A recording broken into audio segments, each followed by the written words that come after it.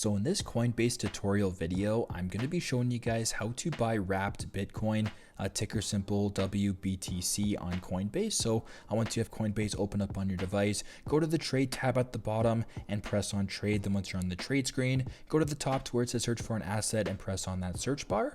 Then search up the ticker symbol WBTC in case you want to buy wrapped Bitcoin. So once that is done, press on wrapped Bitcoin at the top, and then press on trade at the bottom, and then press on buy WBTC. Then once you're on this screen, invest the amount of money that you want to into wrapped Bitcoin. So for this example, I'm just going to go ahead and press on 2. Once that is done, I'm going to press on review order.